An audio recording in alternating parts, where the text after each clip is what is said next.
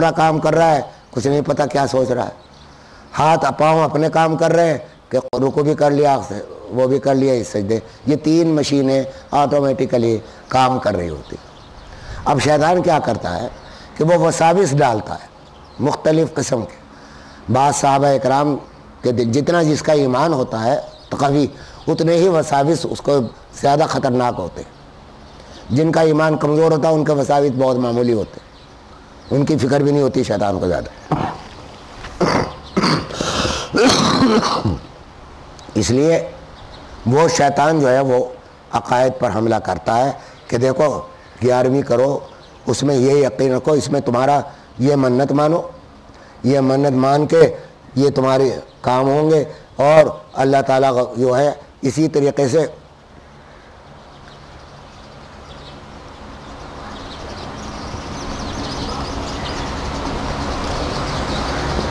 بسم اللہ، تو وہ عقائد پر حملہ آور ہوتا ہے اور کوشش یہ کرتا ہے کہ آپ کے ایمان میں کسی طرح خطرہ ڈال دے. میں یہاں 1 منٹ ایک بات چھوٹی سی عرض کرتا ہوں. مثال کے طور پر ہم بعض اعمال ایسے کرتے ہیں اور بے فکری میں کرتے ہیں، ہمیں نہ نیت ہوتی ہے نہ کچھ ہوتی ہے، لیکن بہت ہی خطرناک اعمال ہے.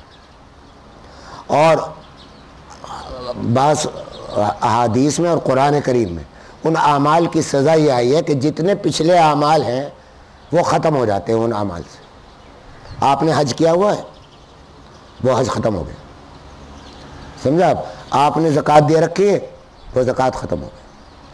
آپ نے وہ سب کیا ہے، بہت سے اعمال ایسے. مثلا قرآن کریم میں ہے سورہ حجرات میں کہ یا ایھا الذین آمنوا لا ترفعوا اصواتکم فوق صوت النبی، اے ایمان والو اپنی آوازوں کو رسول کی آواز پر بلند مت کرو. سمجھے؟ آگے اس میں یہ فرمایا کہ اس سے اعمال ہبط ہو جائیں گے.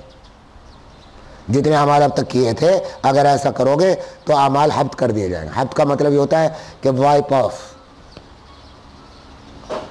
اب اس کا نتیجہ یہ نکلا کہ حضرت عمر فاروق رضی اللہ تعالیٰ عنہ جیسے صحابی جن کے لیے بشارت ہے جنت کی، اور دوسرے صحابہ، انہوں نے آوازوں کو اتنا پست کر لیا کہ حضرت عمر فاروق رضی اللہ تعالیٰ عنہ بہت آہستہ بولنے لگے کہ بھائی اعمال کی حفاظت کرنی ہے، جو اب تک کیا سب کچھ غارت ہو جائے گا. تو بعض لوگ اپنے زبان سے ایسے کلمات، ایک تو بزرگوں کے لیے اللہ تعالیٰ کا ایک عجیب عادت ہے، سنت ہے، حق تعالیٰ شانوں کی سنت ہے کہ آپ اللہ کا کوئی حق مار دیں تو اللہ تعالیٰ اس کو اتنا وہ سیریس نہیں لیتے. سیریس تو خیر سب چیزوں کو لیتے ہیں لیکن معاف فرماتے ہیں، سمجھا؟ لیکن اگر کسی بندے کو، آپ محبوب بندے کو آپ نے گستاخی کی تو پھر حق تعالیٰ شانہ اس کا انتقام اپنے ذمے لے لیتے ہیں. اللہ تعالیٰ بچائے. ابھی یہاں ایک واقعہ عرض کر دوں. حضرت شیخ فضل الرحمن گنج مراد آبادی رحمۃ اللہ تعالیٰ علیہ، بڑے اور اولیاء گزرے اور بڑے واقعات ہیں اس قسم کے، لیکن وقت کم ہے تو اس لیے عرض کرتا ہوں کہ بڑے یہ بھی صاحب حال بزرگوں میں سے تھے. حضرت تھانوی رحمۃ اللہ علیہ ان کے خدمت میں حاضر بھی ہوئے، دعائیں بھی لی، لیکن ان پر ہر وقت ایک جذب کی سی کیفیت طاری رہتی تھی. ایک مرتبہ جا رہے تھے تو ایک عورت نے ان کو گالی دی سڑک میں. بڑے متین بزرگ تھے تو اپنے بھاگے ان کی طرف، اس عورت کی طرف مارنے کے لیے. اس کو کبھی ایسا نہیں ہوتا تھا، لیکن اس سے پہلے کہ اس عورت تک پہنچتے آسمان سے ایک بجلی آئی اور جلا کے خاک کر دی. سمجھا آپ؟ تو فرمایا مجھ سے دیر ہو گئی، غلطی ہو گئی، مجھے کشف ہو گیا تھا کہ اس نے مجھے گالی دی ہے، میں نے تو معاف کر دیا تھا لیکن اللہ نے معاف نہیں کیا تھا، وہاں سے عذاب چل چکا تھا. تو میں اگر اس کو ہاتھ مار دیتا تو یہ عذاب ٹل جاتا، تو میں اس لیے بھاگا تھا کہ انتقام لے لوں. اولیاء اللہ کے حالات عجیب و غریب ہوتے ہیں، ہم نہیں سمجھ پاتے. کشف و الہام کو بعض لوگ سمجھتے ہی نہیں، وہ بعض لوگ تو یقین ہی نہیں کرتے ان معاملات کا. میاں الہام تو آپ لوگوں کو بھی ہوتا ہے اور کفار کو بھی ہوتا ہے. وہ بڑے پہلے بھی بات بتائی تھی کہ الہام تو اللہ تعالیٰ کا وہ خالق ہے، خالق کفار کے بھی ہیں اور مسلمانوں کے بھی ہیں، پہاڑوں کے بھی ہیں اور دریاؤں کے بھی ہیں. جانوروں کے بھی ہیں، کتوں کے بھی ہیں، بلیوں کے بھی ہیں۔ تو جو خالق ہے اس کا رابطہ اپنی مخلوق سے ٹوٹ جائے، یہ کیسے ہو سکتا ہے کہ وہ اپنا رابطہ نہ کر سکے، نہ کافروں سے کر سکے، نہ اور مخلوقوں سے کر سکے؟ تو حق تعالی شانہ کا رابطہ تو ہر وقت قائم ہے اپنی مخلوقات سے، کوئی لمحہ اس رابطے سے خالی نہیں۔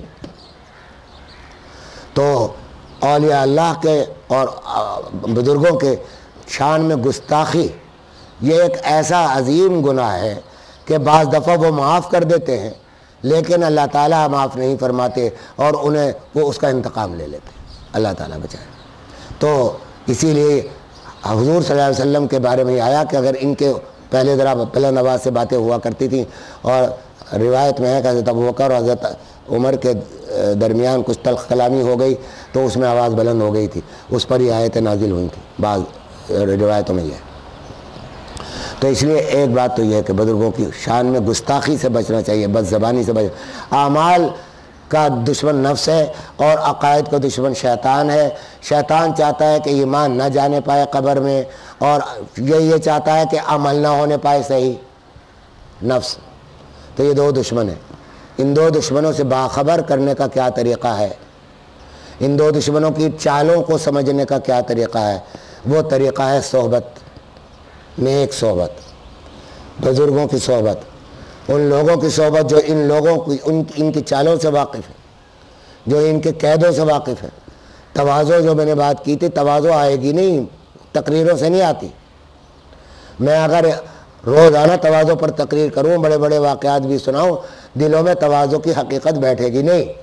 تواضع کی حقیقت اس وقت سمجھ میں آئے گی جب کسی متواضع آدمی کی صحبت اختیار کرو گے، جس کو تواضع کو اللہ تعالیٰ نے عطا فرما دی ہے کہ تواضع اس طرح کیا چیز ہوتی ہے۔ تو تواضع تکبر کی چونکہ ضد ہے، اس واسطے تواضع کا اختیار کرنا، اس کو حاصل کرنے کا طریقہ سوائے اس کے اور کچھ نہیں۔ اور آمنو کے بعد جو آمینو فرمایا، یہ اس لیے فرمایا کہ تم نے لا الہ الا اللہ تو کہہ لیا، اور یہ کنجی ہے جنت کی، انشاءاللہ جاؤ گے جنت میں، لیکن بھائی سزا کے بغیر چلے جاؤ، سمجھے؟ جنت دوزخ کا عذاب تم ایک ابلتی ہوئی یعنی تیز تپتی ہوئی ہنڈیا جو چولہے پہ رکھی ہے اس کو ہاتھ سے اٹھا نہیں سکتے، اگر ہاتھ لگو تو چھالے پڑ جائیں، اور اس سے اس طرح بھاگتے ہو کہ اس کو ہاتھ لگاؤ تو ایک دم اچھلو گے کہ یہ مجھے کس چیز کو ہاتھ لگ گیا۔ دوزخ کی آگ پر کیسے صبر کر لو گے، سمجھے؟ تو وہاں تو رہنا پڑے گا، کتنے عرصہ رہنا پڑے گا یہ اللہ کا علم ہے۔ تو اس لیے اس دوزخ سے بچ کے نکل جاؤ۔